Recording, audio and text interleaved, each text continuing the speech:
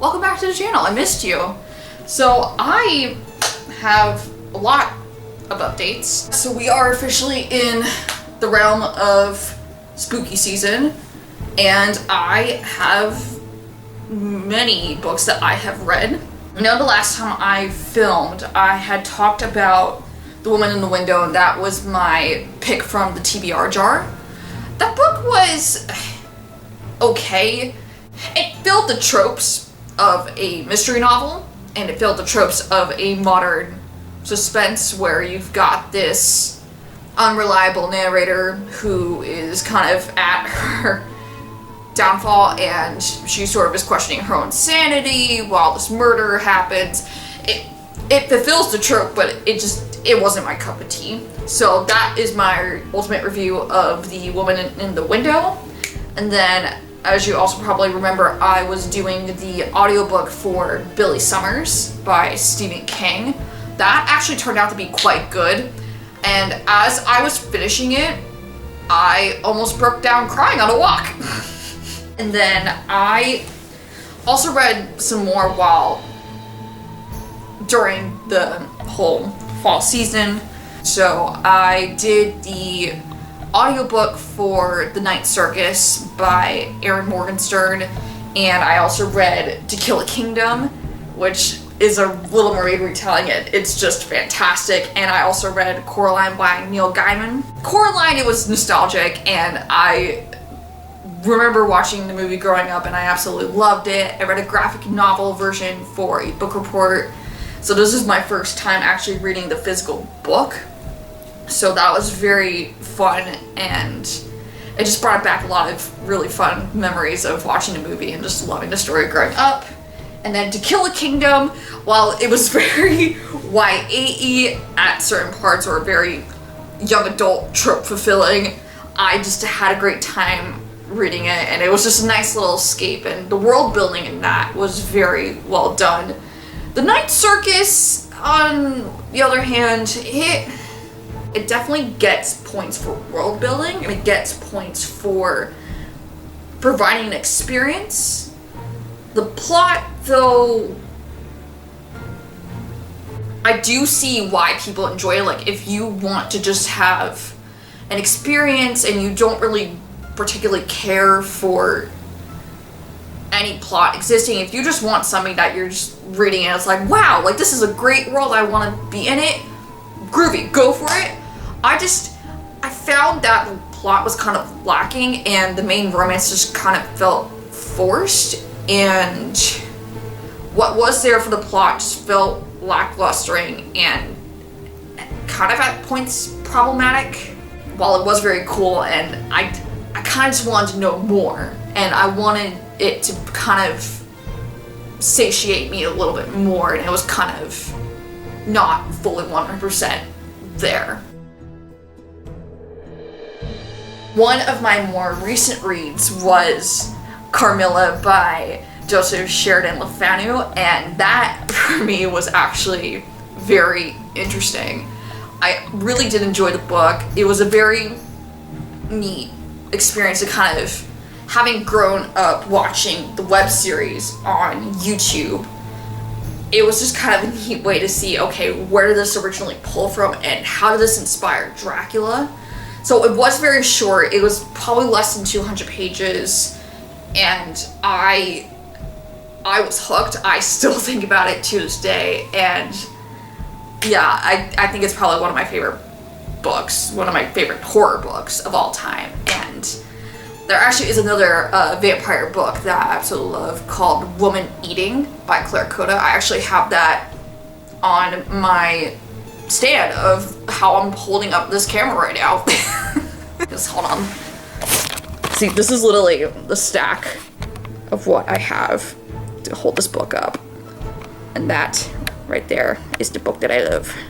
So that definitely subverts the whole vampire book in itself. So if you are a fan of Carmilla and you want more female-centric stories that kind of take what we know now as the classic vampire novel and twist it on its head, Woman Eating is definitely a very good recommendation. I loved it so much.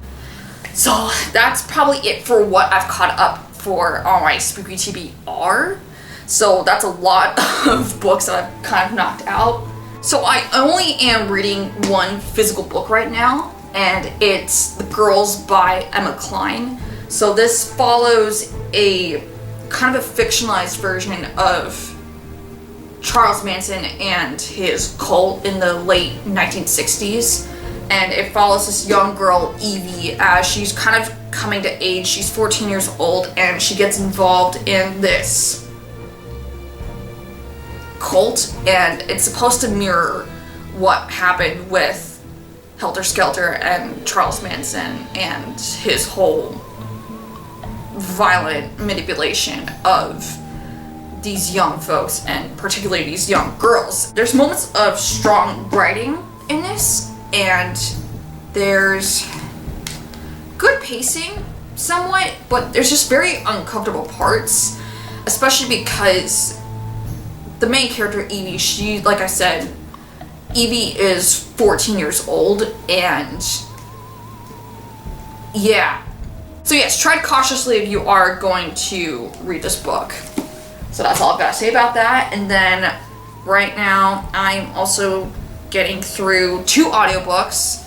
So the first one I have is When the Reckoning Comes by LaTanya McQueen. And I also am currently reading Love in the Time of Serial Killers by Alicia Thompson. So very, very different contrasting books. So When the Reckoning Comes is this Southern Gothic horror which follows a young black woman as she returns to her hometown for a friend's wedding, and it's on this plantation that has its racial history erased, and the ghosts of those that were murdered there kind of come back from the dead to haunt the folks there. And Love in the Time of Serial Killers is, it's a rom-com about serial killers, and I mean, it's not about serial killers, but it's giving off that vibe. Our main girl is very much a true crime nut, and she thinks that her neighbor may or may not be a serial killer, but she's also trying to figure out why she has a crush on him. So I just started listening to Love in a Time of Serial Killers today, and who would have ever thought that I'd be loving a romance novel? Because that's not normally my genre. And When the Reckoning Comes, I've been listening to for about a couple of days now. That's also very compelling. I love the audio voice for it. Like, it's comforting, but at the same time, it's kind of giving me this, ooh, I really should be kind of terrified, but in the best way possible. And it's just, I love it. So hopefully I can keep going through these books over the weekend, and I can also provide an update on this as well. So I am about to pack up and get ready for heading over to my sister's place so I can get ready for this Halloween party. So if you're kind of noticing, or at least getting somewhat of an idea of what I may be doing for costume,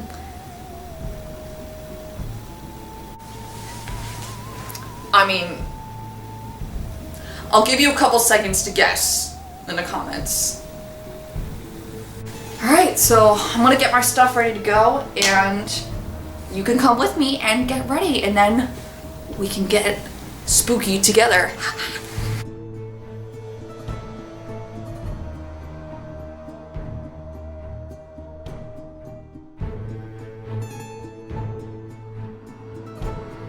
Good morning. How's it going? It is currently Sunday, October 30th, around 8:15ish.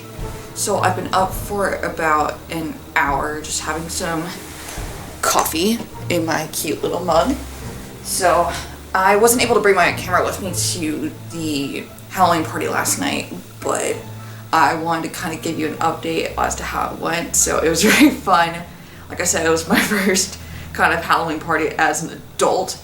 So it was just really fun meeting all my sister's friends and her husband's friends as well. So I had a great time. I went as Kim Possible, and honestly my makeup just looked great. My sister did a great job helping me out with it, so hopefully I can attach photos or something with the video or make it part of the, oh god, what is it called? I don't have enough coffee in my system, it's fine.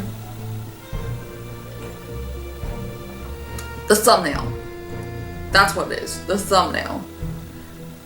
Yeah, hopefully I'll attach a picture in the thumbnail or post it online or whatnot, but it was just fun. We had a little costume contest.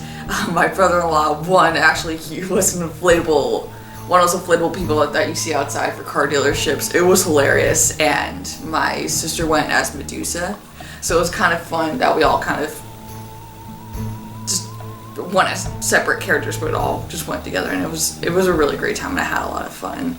So right now I am about to get ready for my hoop class, and I think I might wear my Kim Possible outfit to hoop and maybe do like a little fun something with Kim Possible during class today, and hopefully I can share some footage of that. So if you want, let's go ahead and get ready for class.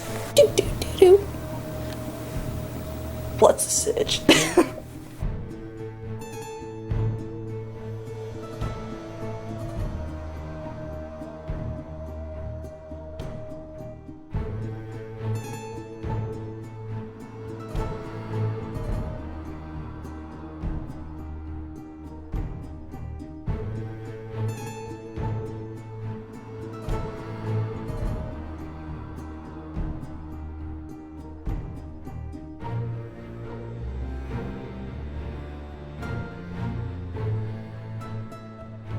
Hi friends, how we doing?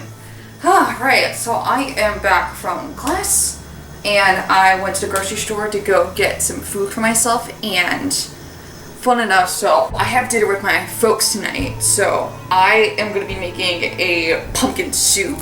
So I got a crap ton of pumpkin puree at the grocery store, so I'm going to get working on that when I get over there, but I'm just going to make myself a quick lunch. I'm excited, I'm hungry, so let's do it.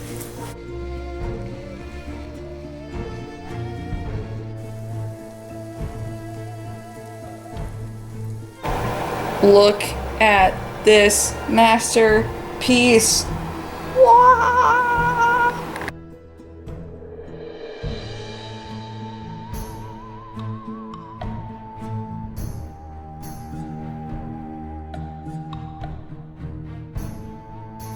Good morning and happy Halloween.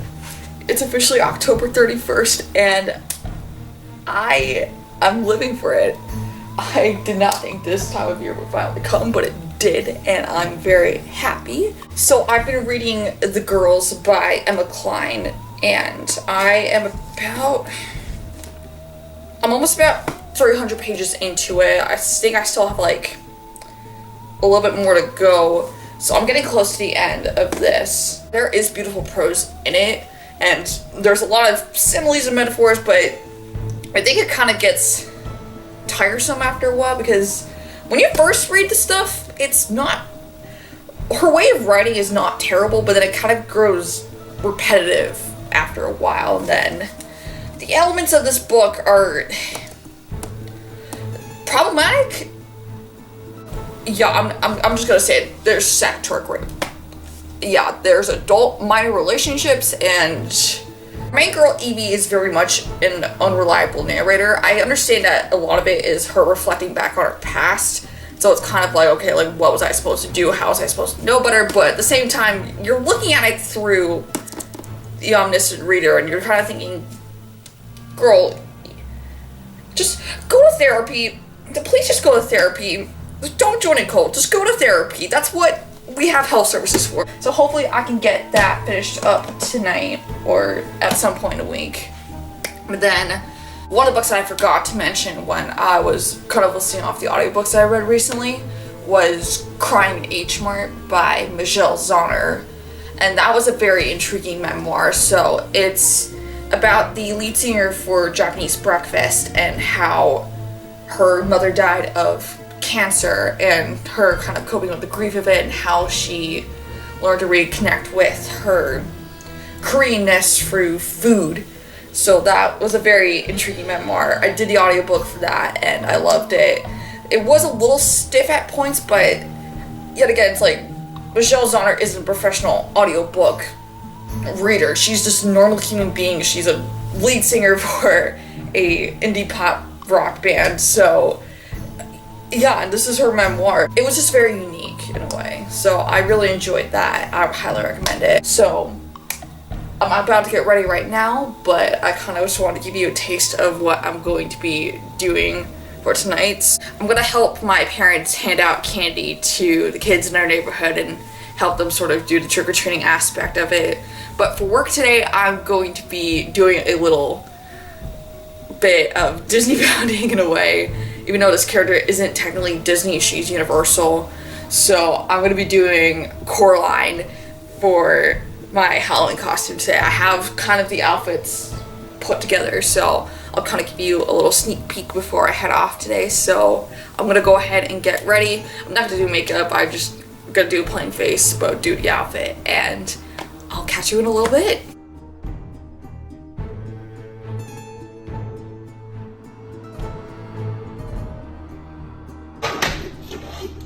How's it going? How's it going? That's fun. Did you stab yourself? No, I stabbed the side pumpkin. I got like a little indent here. A little beauty mark. It's a beauty mark. Happy Halloween.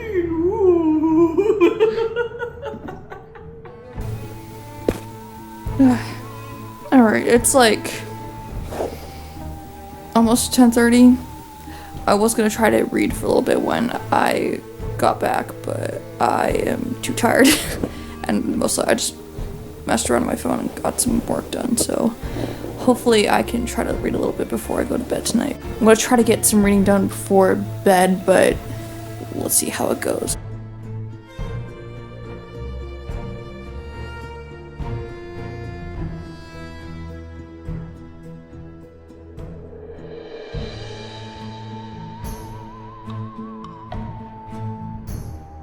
Okay, I'm actually starting to like this angle from my bed. It's actually kind of nice to get a whole glimpse of everyone here, so. Hi again. I finished up the girls, so it was kind of lackluster, to be polite. The premise of it was intriguing in that it was a fictionalized account for the Manson murders in 1969. And we follow this girl who sort of is lured into the cult, and we learn more about her and her coming of age. I think I was expecting more spooks and thrills and more action, but it was just kind of more of a dragging of characterization in this. And I understand that it was supposed to be how women and girls in particular are treated and how they can be easily manipulated into doing dangerous acts, like what happens in the events with the cult. But in a way, it was just, I think I was expecting more out of this, and it was kind of just, it was bland, to put it politely. So I'm finally done with that, and I'm still working my way through my audiobooks, so I kind of just wanted to give an update before I close out this video, so I did that. Thank you for watching. I hope that you all had a great Halloween, and we're officially now in November towards the end of the year, so have a great set of holidays if you're celebrating, and I will catch you in the next video, so thank you so much.